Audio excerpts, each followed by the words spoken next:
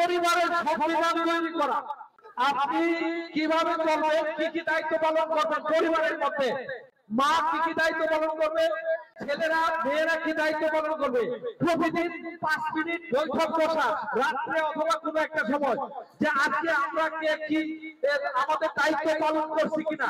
বাবা বলতে হবে যে মা বাবা আমি তো আজকে আমার এই কাজগুলি করেছি, তখন ছেলে বা মেয়ে সেও অনুভব করবে যে বাবা যেহেতু দায়িত্ব পালন করেছে তাহলে আমাকেও করতে হবে, মায়ে করেছে তাহলে আমাকেও করতে হবে। প্রতিদিন রাত্রে অথবা দিনের কোনো একটা সময় বৈঠক বসে সিরিয়াস মিটিং আমরা করি কি, মায়েরা বিশেষ করে একটা ভুল করি, সন্তান যখন ভুল করে তখনই আমরা চিন্তা ভাবনা শুরু করি ওই জায়গাতে, তো এটা করলে সে ঠিক হবে না। আপনি নোট করে রাখেন, অথবা যদি বড় ক্ষতি না হয় আপনি ধরে রাখেন, মিটিং এর মধ্যে উপস্থাপন করবেন, মিটিং এ সিরিয়াস মিটিং, একদম টাইট মিটিং, ওই মিটিং এর মধ্যে যে তুমি ওইটা করেছিলে বাবা এটা কিন্তু ভুল হয়েছে, তখন সে বিষয়টা সিরিয়াসলি নেবে।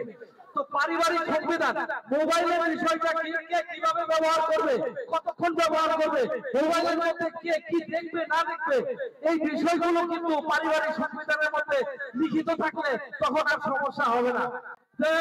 যখন ধরেন সন্তান নিতে যাচ্ছে বাবা এটা তো আইনের মধ্যে নাই, এখন তুমি ব্যবহার করতে পারছো না, তোমার যতটুকু টাইম ততটুকু ব্যবহার করবে, তখন কিন্তু ঠিক হয়ে যাবে।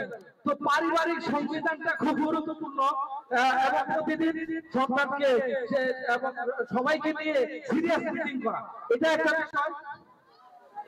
আরেকটা হলো সন্তানকে বাইরে নিয়ে যাওয়া, প্রতি সপ্তাহে একদিন বাবা বিশেষ করে বাবা বাইরে নিয়ে আলাদাভাবে তার সাথে আলাপ করা, জীবন বিষয়ে দুনিয়ার বিষয়ে বিভিন্ন বিষয়ে সিরিয়াস বিষয়ে আলোচনা করা, তখন সন্তান মনে করবে যে আমি একটা গুরুত্বপূর্ণ ব্যক্তি, আমার বাবা আমাকে অনেক গুরুত্ব দেয় এবং সিরিয়াস বিষয়ে আমার সাথে শেয়ার করে, সে তার সৃজনশীল বুদ্ধি বিকাশ হতে থাকবে, নিজের পার্সোনালিটি অনুভব করা শুরু করবে, আপনাকেও সম্মান করা শুরু করবে। সংসারের ছোটখাটো প্রবলেম নিয়ে তাদের সাথে আলাপ করা, যেমন ধরেন পেঁয়াজের দাম বেড়ে গেছে, জিজ্ঞেস করা বাবা এখন তো পেঁয়াজের দাম বেড়ে গেছে কি করা যেতে পারে, দেখবেন যে তারা কোনো না কোনো একটা পরামর্শ দিচ্ছে, আপনি মনে করছেন যে সে ছোট মানুষ এই জন্য তার কিছু বলার নাই, তাকে শেয়ার করেন, আপনার পরামর্শের মধ্যে শেয়ার করেন, তখন সে দেখবেন যে একটা না একটা কিছু বুদ্ধি দিচ্ছে, তার মানে তার ব্যক্তিত্বকে আপনি অনার করছেন, গুরুত্ব দিচ্ছেন, সেটা ফিল করবে এবং সে রেসপন্সিবল হয়ে উঠবে। এবং তার কাজটা তাকে করার জন্য উদ্বুদ্ধ করা, অর্ডার না করা, উদ্বুদ্ধ করা, অর্ডার করবে বাবা এটা করলে কেমন হয়। আরেকটা টিপস আমি বলে দিচ্ছি, টিপসটা শুনে রাখেন, সন্তানকে করো এটা বলার চেয়ে যদি আপনি বলেন তুমি কি এটা করতে পারবে, তখন যেটা হয় সন্তান বাচ্চারা কিন্তু হারতে চায় না, তারা জিততে চায় সবসময়। আপনি যখন বলবেন এটা কি করতে পারবে তুমি, তখন জিতার জন্য বলবে অবশ্যই পারবো, মানে আপনি পারবো, তখন আপনার অর্ডার হবে সে ওটা করে ফেলবে, তার মানে চিল্লা ভাবার দরকার নাই, অটোমেটিক সে করে ফেলতেছে। এই ধরনের কিছু টিপস আছে, যে টিপস গুলো যদি আপনি ব্যবহার করেন তাহলে তার পার্সোনাল গ্রোথ হবে এবং সৃজনশীল প্রশ্ন করতে হবে তাকে, প্রশ্ন বাবা মায়ের প্রশ্ন যদি করেন তার কাছ থেকে আনসার যদি চান আপনি, তাহলে তার মেধা বিকাশ হওয়া শুরু করবে। আরেকটা বিষয় হলো মানি ম্যানেজমেন্ট, আমরা দেখা মানে শিক্ষা দেই না সন্তানদেরকে টাকা কিভাবে ম্যানেজ করতে হয়, এটা বড় হয়ে বলে দেখা যায় আমরাও পারি না, সব মানে আমাদের লাইফেও সমস্যা হয়। মানি ম্যানেজমেন্ট, তার জন্য আপনি ব্যাংক তৈরি করতে পারেন, একটা ব্যাংক তৈরি করবেন, তাকে পুরস্কার দেওয়ার জন্য, পুরস্কার সবচেয়ে গুরুত্বপূর্ণ বিষয়। অর্থাৎ আপনি যে কাজ করাতে যাচ্ছেন সে কেন করবে, আমি বলি নাই, সে যদি পুরস্কার কালচার আপনার সময় আপনার ফ্যামিলিতে তৈরি করতে পারেন, যা চান তাই তারা দিয়ে করাইতে পারবেন। বাবা তুমি যদি এই কাজটা করো এক সপ্তাহের মধ্যে তাহলে এই পুরস্কার, তাহলে পুরস্কারের টাকাটা কি করবে, তার নিজের ব্যাংকে রাখবে। তো ওই ব্যাংকের টাকা দিয়ে কি করবে, তাকে পরামর্শ করবেন বাবা তুমি এই টাকাগুলো দিয়ে কি করতে পারো, বলে যে টাকা দুইভাবে ব্যবহার করা যায়, ওয়েস্ট করা যায়, ইনভেস্ট করা যায়।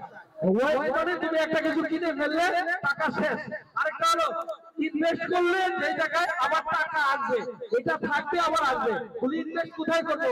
বলে আমার কাছে ইনভেস্ট করতে পারো। আমি একটা কাজ করবো, এখানে ইনভেস্ট করলে 10 টাকা করলে পরে 1 মাস পরে তুমি 15 টাকা পাবে। ওয়াও, 15 টাকা পাবো, আপনাকে ইনভেস্ট। তাহলে মানি ইনভেস্ট করা সে শিখে গেল, মানি ম্যানেজমেন্ট শিখে গেল। চকলেট খাবে না সে, 15 টাকার জন্য সে আপনার কাছে ইনভেস্ট করবে।